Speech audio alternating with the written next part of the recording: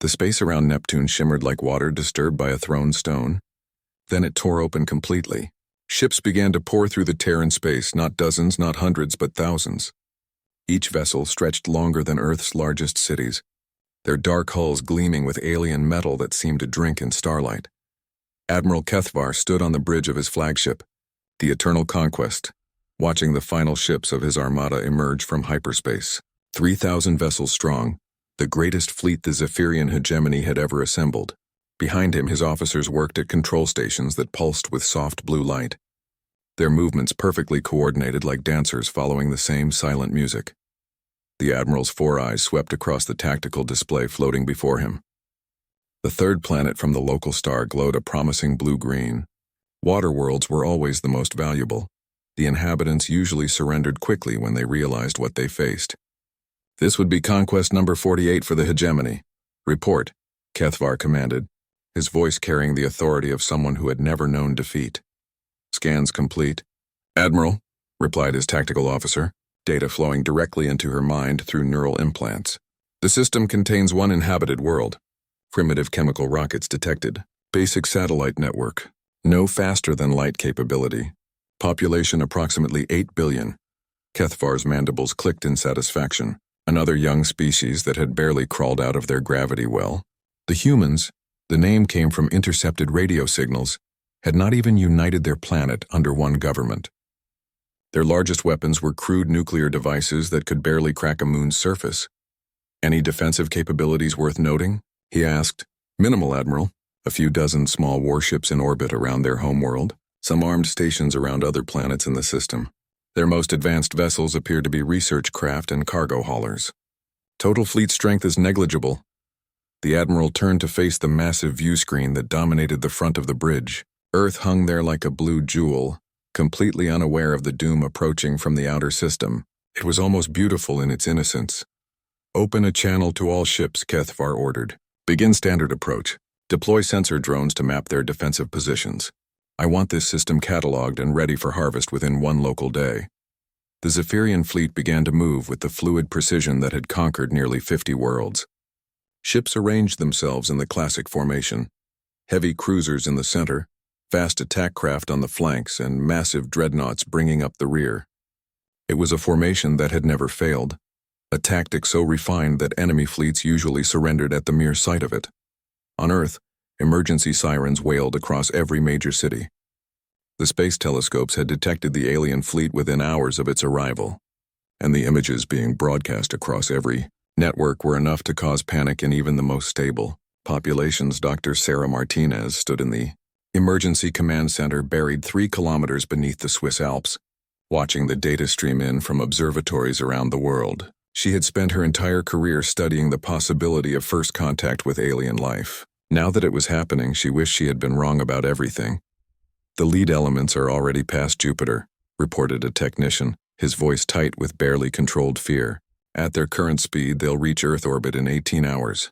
General William Hayes, the newly appointed head of the United Earth Defense Council, stood beside her studying the tactical displays. He was a career soldier who had commanded forces in 3 different wars, but nothing in his experience had prepared him for this. What are we looking at in terms of numbers? He asked. Conservative estimate puts their fleet at 3,000 ships, Sarah replied, checking her datapad. The smallest vessels are still larger than our biggest cruisers. The largest, she paused, double-checking the numbers. The largest are the size of Manhattan Island. Hayes nodded grimly. The Earth Defense Fleet consisted of 43 ships, patrol boats and research vessels hastily armed with whatever weapons could be mounted in the last few hours.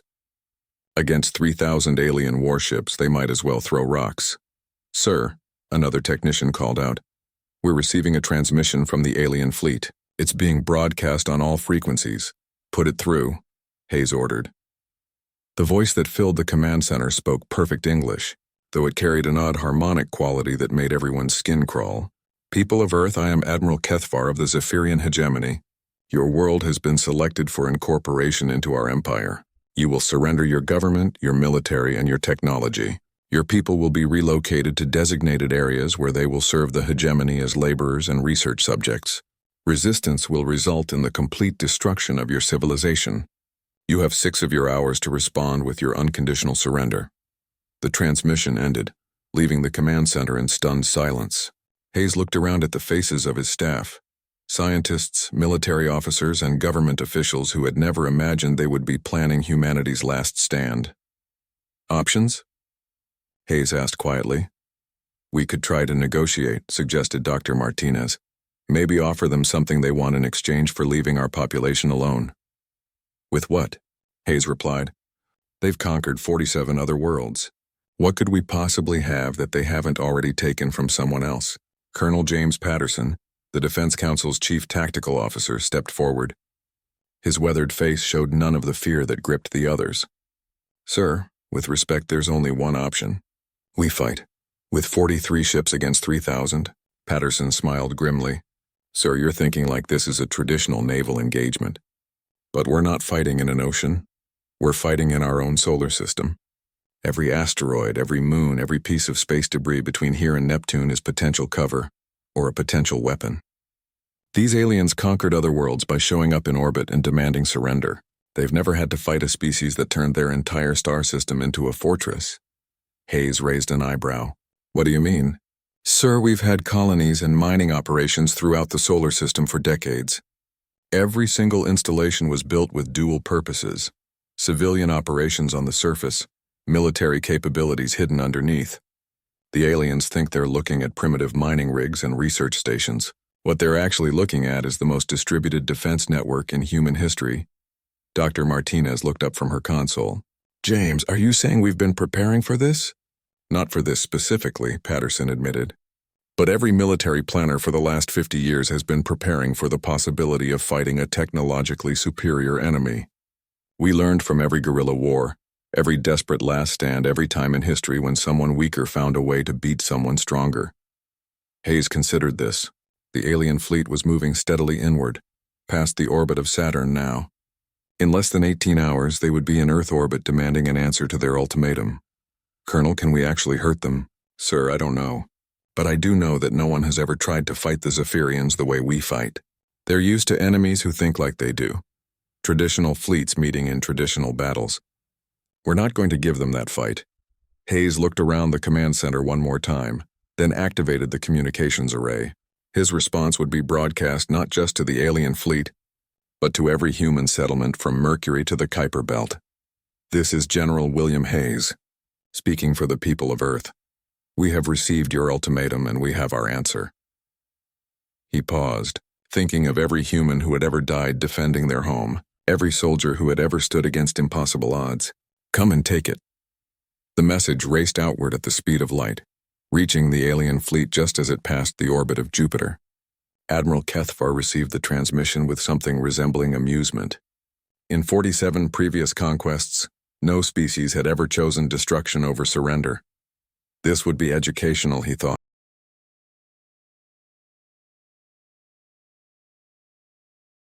The Zephyrian fleet moved through space like a school of metal fish, their formation perfect and deadly.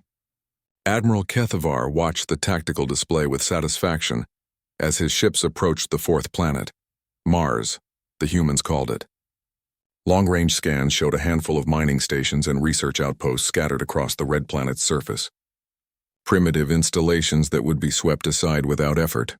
Admiral, his tactical officer reported, human vessels are moving to intercept, 43 ships total, moving in attack formation. Kethvar's mandibles clicked in what might have been laughter. 43 ships against 3,000.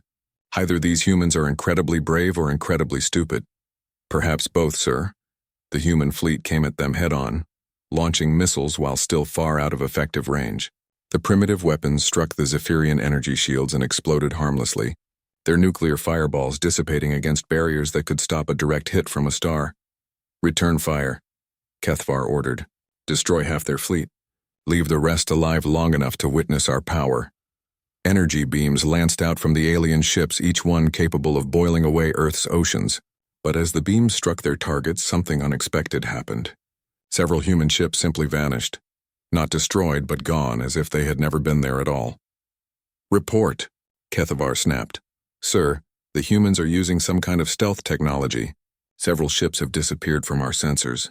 Impossible. Our scans detect anything larger than a pebble. But even as he spoke, explosions began blooming across his fleet's flanks. Small, fast human ships materialized out of nowhere, fired volleys of kinetic projectiles, then vanished again before return fire could reach them.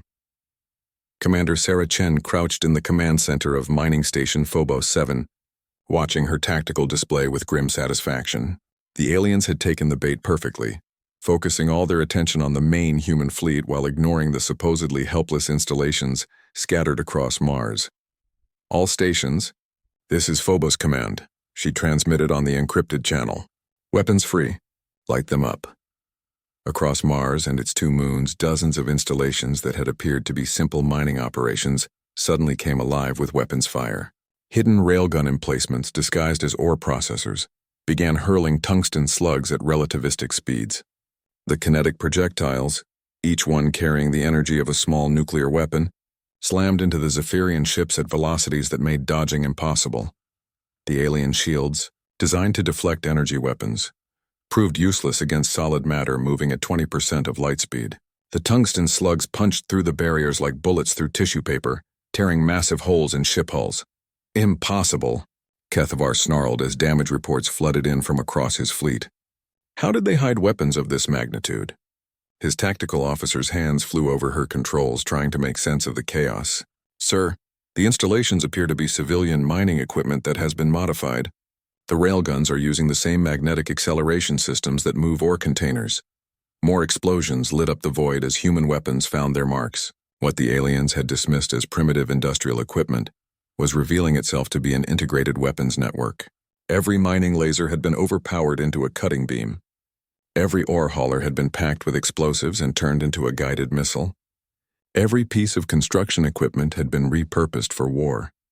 Chen watched her display as another Zephyrian cruiser broke apart under sustained railgun fire. Humanity had learned many lessons from their own bloody history, and one of the most important was this: when fighting a superior enemy, turn everything into a weapon. Station commander, her communications officer called out. We're getting reports from the outer system. The installations around Jupiter and Saturn are also engaging. Chen nodded. The plan was working exactly as designed. While the aliens focused on Mars, humanity's hidden defenses throughout the solar system were coming online. Every research station, every mining platform, every seemingly innocent outpost was revealing weapons that shouldn't exist. Dr. James Martinez floated in the zero gravity of Research Station Europa 3, watching through the observation ports as the battle unfolded in space above Jupiter's moon. He had helped design the weapon systems now tearing into the alien fleet. But seeing them in action still amazed him. The beauty of it, he said to his assistant, is that we didn't have to build a military fleet. We just had to build everything else with dual purposes. The station's main laser array, officially designed for ice mining, was currently cutting a Zephyrian destroyer in half. The same magnetic systems used to launch cargo containers toward Earth were now hurling explosive payloads at enemy ships. Even the station's reaction mass, water from Europa's subsurface ocean, had become a weapon when fired at high velocity. Dr. Martinez, his assistant, said, checking the sensor readings, the aliens are adapting. They're targeting our installations now instead of just the fleet. Martinez nodded grimly. The Zephyrians were learning, but slowly. Their tactical computers were designed for traditional space battles, not for fighting an enemy that had turned an entire solar system into a weapons platform. Send the signal, he ordered. Execute Phase 2. Across the outer solar system, the remaining human installations began their final gambit.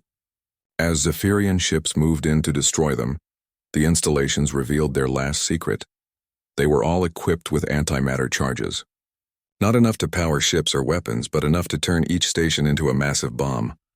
The explosions lit up space like newborn stars. Alien ships caught in the blasts simply ceased to exist, their atoms scattered across millions of kilometers. Others, damaged but not destroyed, found themselves drifting helpless as their systems failed.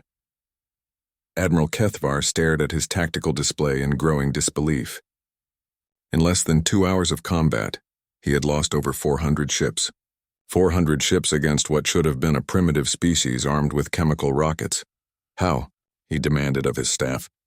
How did they hide this level of military capability? Admiral, his intelligence officer replied, her voice shaking.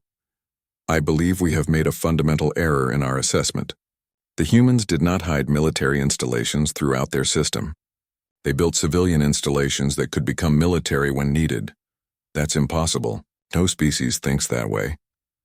Sir, based on our analysis of their communications and historical databases, the humans have been at war with each other for their entire recorded history. They think in terms of conflict because they have never known peace." Kethvar felt something he had never experienced before: doubt.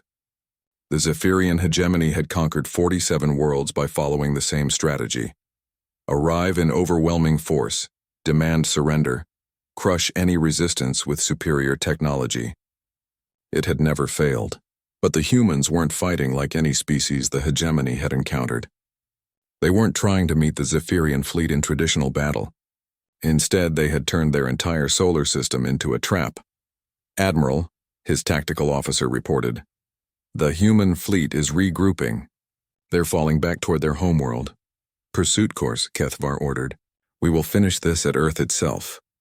But as his fleet moved deeper into the solar system, more hidden weapons revealed themselves. Asteroids that should have been empty rocks suddenly sprouted missile batteries. Seemingly abandoned satellites came alive with laser arrays. Even pieces of space debris turned out to be disguised weapons platforms. Dr. Elena Vasquez worked frantically in her laboratory aboard the Lunar Research Station Armstrong Base, analyzing the wreckage of Zephyrian ships that had been recovered by human salvage teams. What she found amazed and terrified her in equal measure. "The alien technology is incredibly advanced," she reported to Earth Command, "but it's specialized. Their shields are designed to stop energy weapons, lasers, particle beams, plasma cannons. They're almost useless against kinetic projectiles."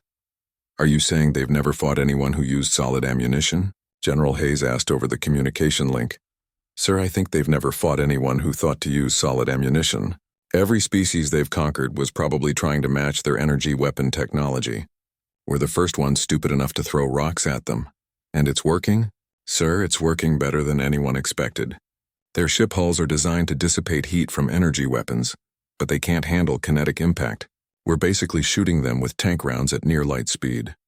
As the alien fleet approached Earth's orbit, Admiral Kethvar realized he was facing something unprecedented in Zephyrian history. Not just resistance, but effective resistance. The humans were costing him ships with every engagement, and they showed no signs of surrendering. For the first time in his long military career, Admiral Kethvar began to wonder if the hegemony might actually lose a battle. The thought was so alien to him that he almost couldn't process it. But the evidence was undeniable. Nearly a quarter of his fleet was gone, destroyed by a species that shouldn't have been able to scratch his ship's hulls. "Prepare for assault on the third planet," he commanded, his voice lacking.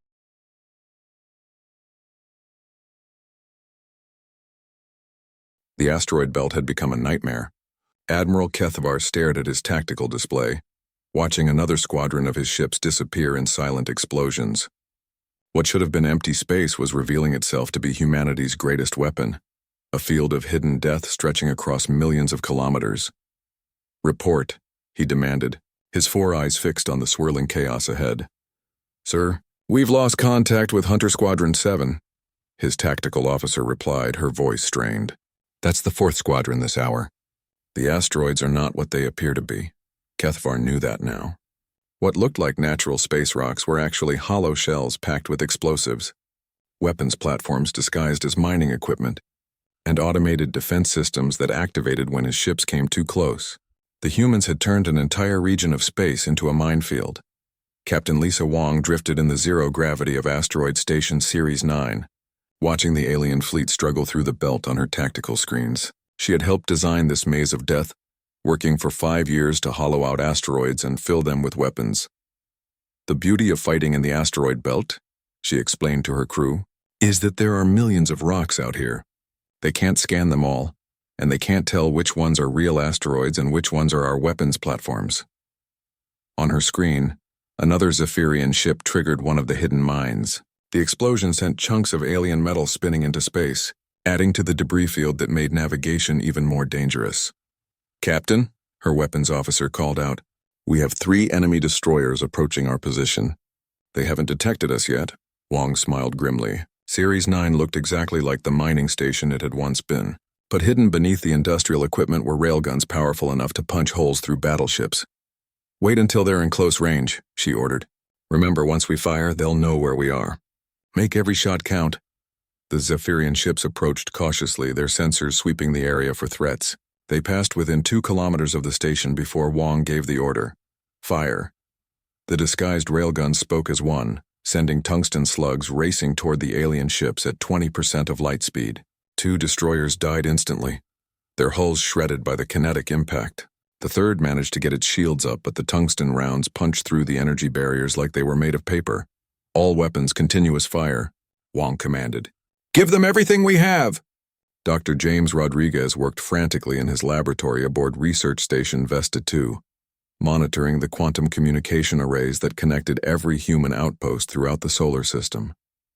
What he had discovered about the Zephyrian battle coordination was giving humanity its greatest advantage. "They're hive-minded," he explained to the other scientists gathered around his workstation. "Every alien ship is connected through quantum entanglement networks. They coordinate perfectly because they're all essentially parts of the same mind." "That sounds like an advantage for them," Dr. Sarah Kim replied, checking the data on her screen. "It should be," Rodriguez agreed. "But it's actually their weakness. They can't understand how we fight because we don't think like they do. Every human ship captain makes independent decisions, creates unpredictable tactics, adapts on the fly. Their battle computers can't predict our moves because there's no central coordination to analyze." Through the laboratory's observation ports, they could see the evidence of this confusion. Zephyrian ships moved in perfect formations, following predetermined patterns that made them predictable targets for human weapons. When one ship was destroyed, the others continued their programmed routes rather than adapting to the new situation. "It's like watching someone try to fight a swarm of angry bees," Rodriguez noted. "They keep trying to engage the whole swarm as if it were a single enemy. But each bee is making its own decisions." Commander Alex Petrov commanded the converted cargo hauler Defiant Venture, leading a pack of similar vessels through the asteroid field. His ship had once carried ore between the mining stations, but emergency modifications had turned it into a weapons platform. The cargo holds now contained missiles instead of minerals, and the loading cranes had been replaced with railgun turrets. "All ships, this is Defiant Leader," he transmitted to his squadron. "We have a formation of alien cruisers moving through Grid 7 Alpha. Standard harassment protocol. Hit them and run before they can target us." The squadron of converted freighters swooped in from 3 different directions, their improvised weapons blazing.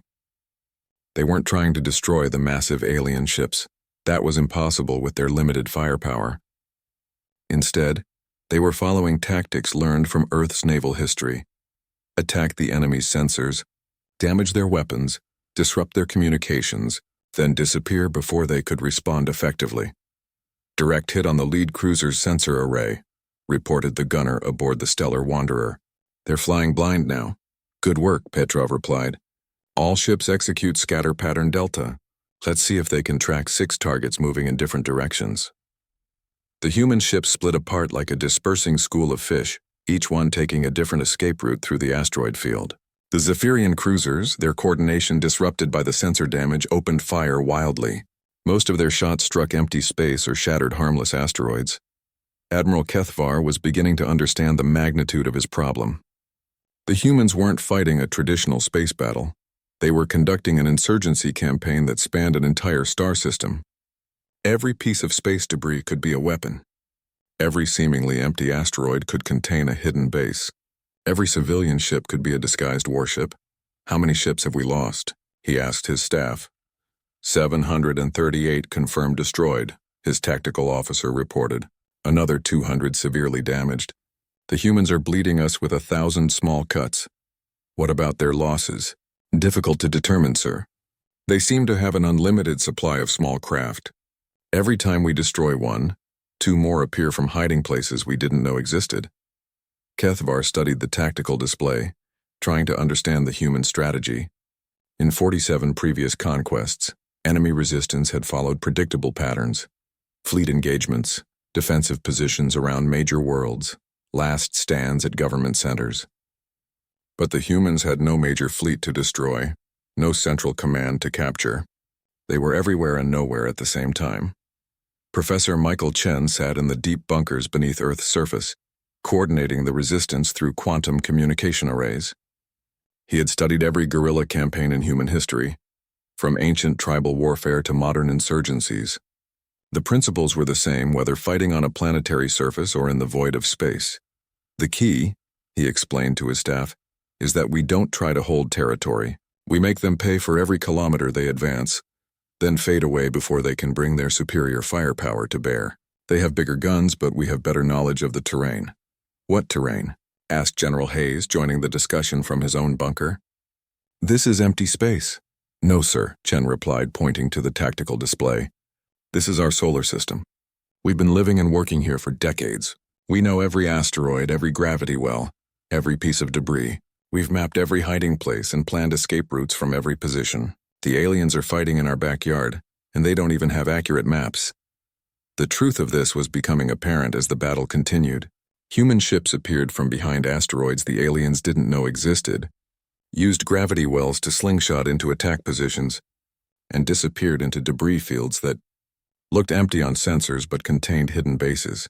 Captain Jennifer Walsh commanded one of the most effective human units, a squadron of mining mechs that had been converted into combat robots.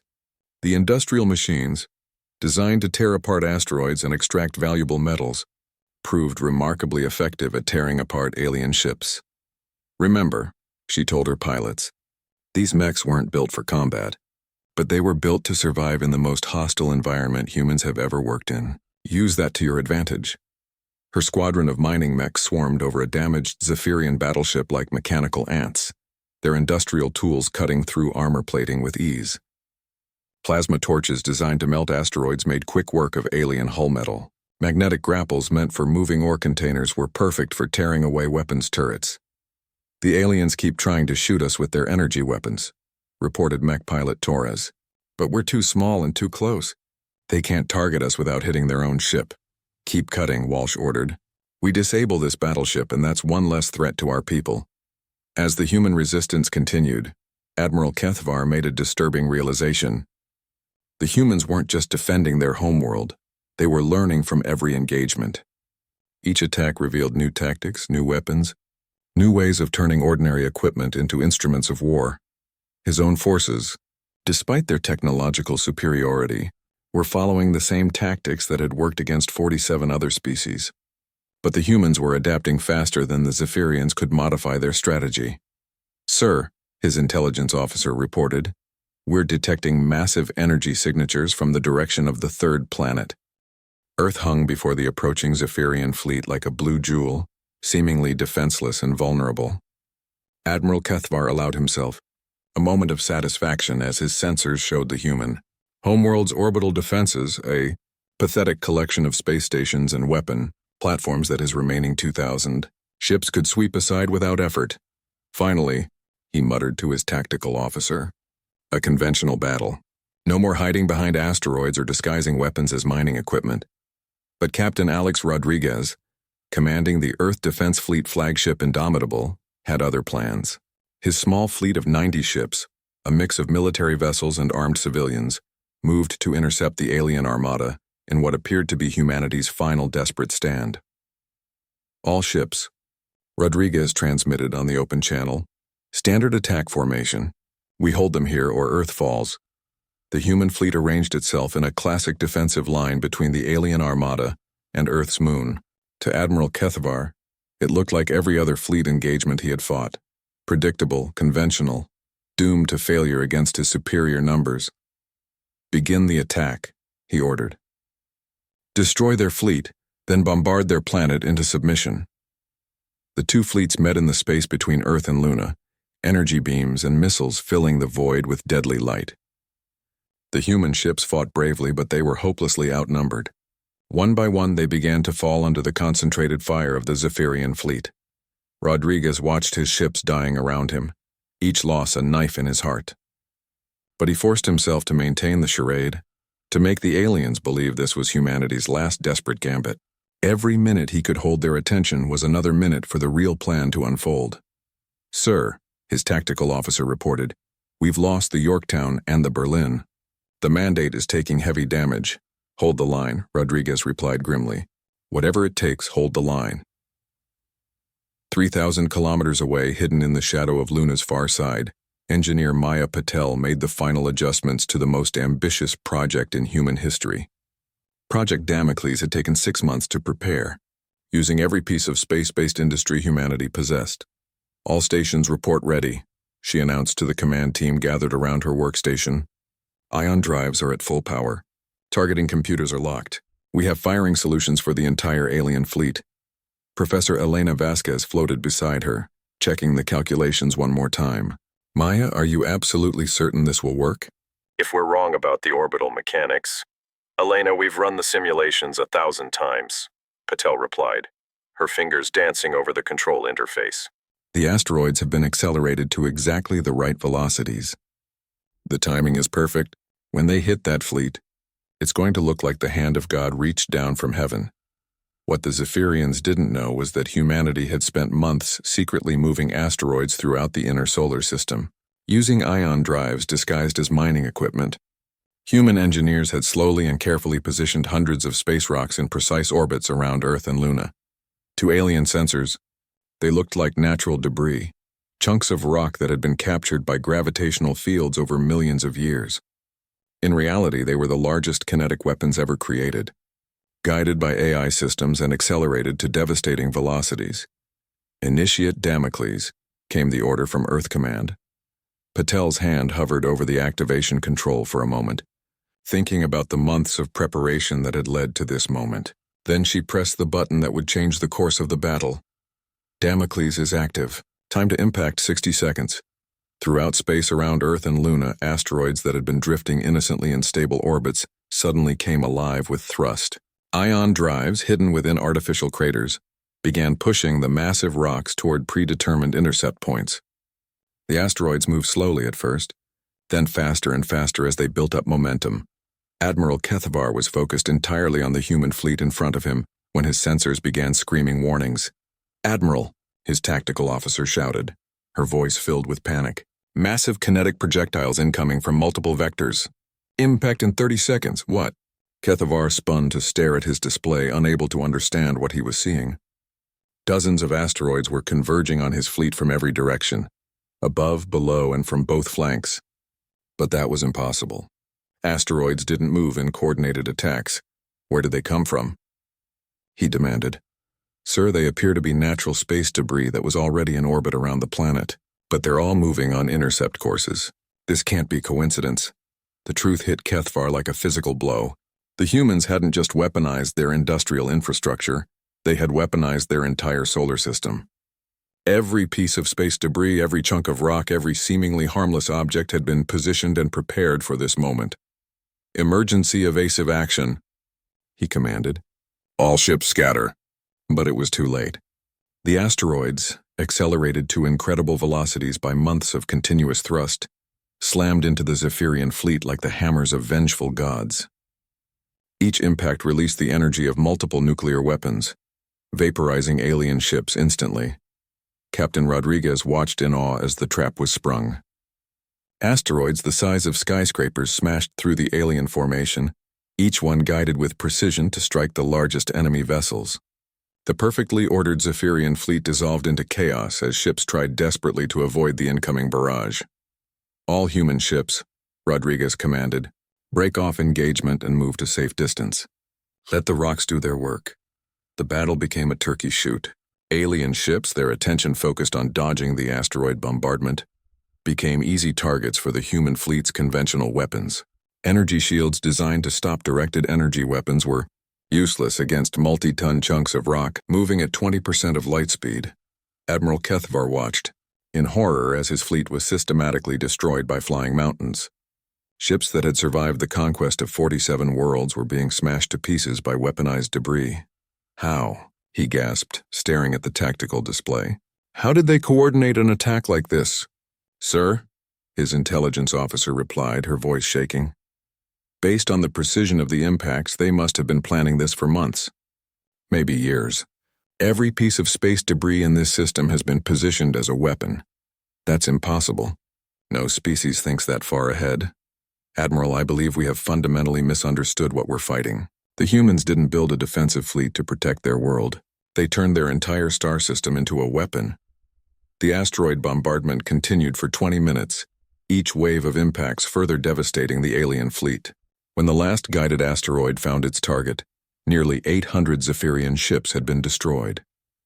The survivors found themselves scattered across millions of cubic kilometers, their perfect formation shattered.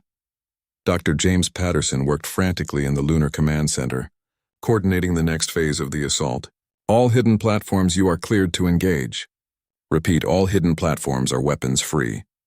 Around Earth and Luna, installations that had been invisible to alien sensors suddenly revealed themselves. Weapon platforms disguised as communication satellites opened fire with particle beams. Defense stations hidden inside hollowed-out asteroids launched swarms of missiles. Even the debris from destroyed human ships turned out to contain hidden weapons that activated automatically. The humans, Admiral Kethavar realized with growing horror. They've been planning this exact scenario since before we arrived. Every piece of their space infrastructure was designed to fight us. Sir, his tactical officer reported, we're receiving damage reports from across the fleet. We've lost over 1,000 ships. The survivors are requesting permission to retreat. Kethavar stared at the tactical display, unable to comprehend what had happened. His fleet, the pride of the Zephyrian hegemony, had been reduced to scattered survivors by a species that supposedly couldn't even build faster-than-light ships. How many ships do we have left? He asked quietly. Approximately 900 vessels still capable of combat, sir. But they're spread across the entire inner system. It will take hours to regroup them into an effective fighting force. And the humans? Unknown, sir. Their smaller ships are very difficult to track, and they seem to have an unlimited number of hidden bases and weapon platforms. For the first time in his long military career, Admiral Kethavar considered the possibility of retreat. The humans had outfought, outmaneuvered, and outplanned the greatest fleet in Zephyrian history. They had turned their home system into a death trap so complete that even his overwhelming technological advantage couldn't overcome it. But retreat was not an option. The hegemony had never lost a battle, never failed to conquer a target world. If he returned home defeated by primitives, the consequences would be unthinkable. Reform the fleet, he ordered. We finish this now, whatever the cost. Captain Rodriguez received the order to fall back to the final defensive line, knowing that the trap had worked perfectly. The alien fleet was broken, scattered, and demoralized, but they still had nearly 1,000 ships left, and wounded enemies were often the most dangerous. All ships, he transmitted, withdraw to the inner system. Prepare for the final phase. Admiral Kethavar's flagship drifted alone in the void, its engines destroyed and half its hull torn away by human weapons. Around him, the scattered remains of what had once been the greatest fleet in Zephyrian history struggled to regroup. Of the 3,000 ships that had entered the solar system, fewer than 400 remained capable of movement. Sir, his tactical officer reported, her voice barely a whisper, we're detecting movement throughout the outer system. The humans have more forces than we realized.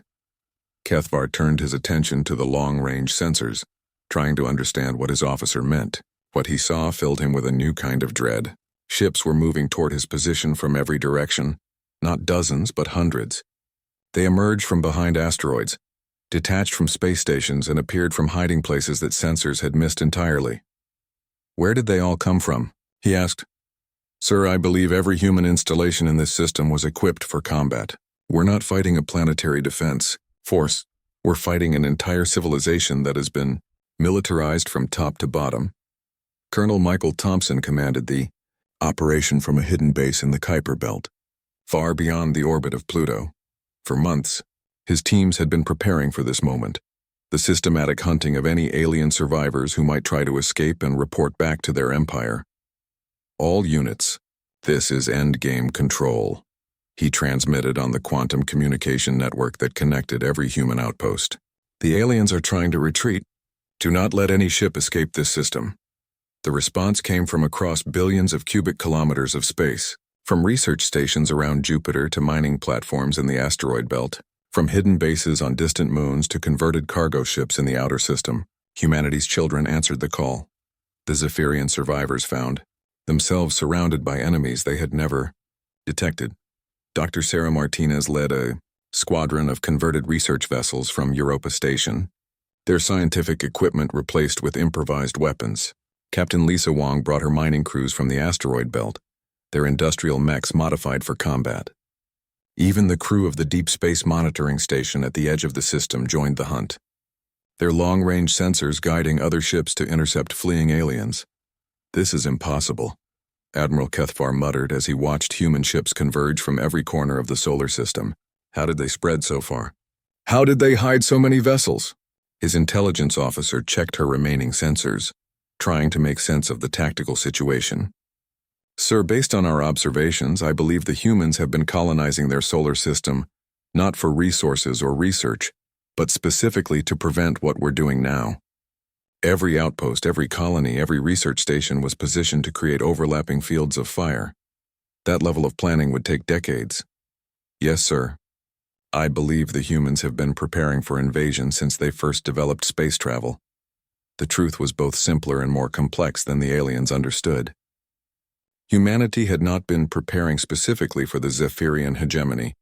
They had been preparing for the possibility of any technologically superior enemy. Every military planner, every strategic thinker, every science fiction writer had asked the same question: what would we do if someone with better weapons came to conquer Earth?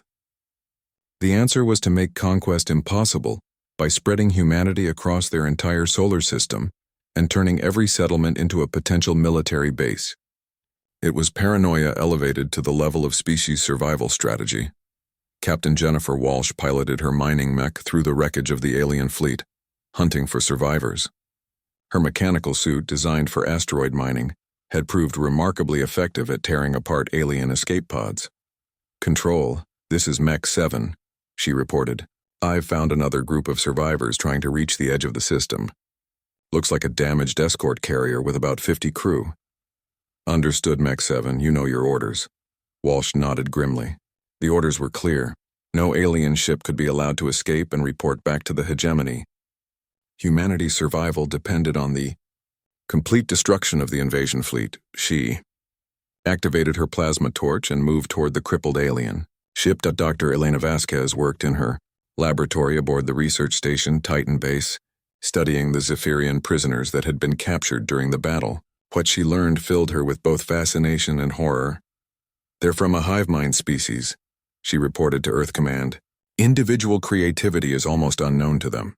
They've conquered 47 worlds using the same basic strategy because it always worked before." "What made us different?" General Hayes asked over the communication link. "Sir, we're the first species they've encountered that evolved through constant warfare. Every other civilization they conquered was peaceful when they met them. We're the only ones who looked at the stars and immediately started planning how to fight wars up there." The irony was profound. Humanity's greatest weakness, their tendency toward conflict and violence, had become their greatest strength when faced with an external threat. While other species had developed art, philosophy, and peaceful sciences, humans had perfected the art of killing. The hunt continued for days as human forces tracked down every surviving alien ship. The Zephyrians, designed for coordinated fleet actions, proved helpless when scattered and hunted individually. Their superior technology meant nothing when they were outnumbered 100 to 1 and fighting in unfamiliar territory. Admiral Kethvar's flagship was finally cornered near Jupiter by a swarm of human vessels, converted cargo haulers, mining ships, research craft, and even civilian pleasure boats that had been hastily armed. He stared at the display, recognizing the futility of further resistance. "Admiral," his communications officer said, "the humans are demanding our surrender." Kethvar laughed bitterly. "Surrender to primitives who throw rocks and fight with mining equipment? The Council of the Hegemony would execute me for even considering it." "Sir, with respect, the Council isn't here." "We are." The Admiral looked around his bridge, seeing the fear in his crew's eyes. These were beings who had never known defeat, never faced an enemy that fought back effectively. The experience had broken something fundamental in their understanding of the universe. "Open a channel to the human fleet," he ordered. The response came from Captain Rodriguez aboard the battered Indomitable. "This is the Earth Defense Force. You are completely surrounded and outgunned. Surrender now and you will be treated according to the laws of war." And if we refuse? Cathavar asked. Then you will be destroyed. We've come too far to let any of you escape and bring more fleets back to finish what you started. Cathavar closed his eyes, thinking of the 47 worlds the hegemony had conquered with ease, species that had surrendered at the first show of force, civilizations that had begged for mercy before the first shot was fired. How different things might have been if just one of them had fought back the way the humans had. I surrender, he said quietly. The words felt strange in his mouth. In the entire history of the Zephyrian hegemony, no admiral had ever spoken them before. 1 year later, Dr. Elena Vasquez stood in the rebuilt command center beneath the Swiss Alps, preparing humanity's first faster-than-light transmission.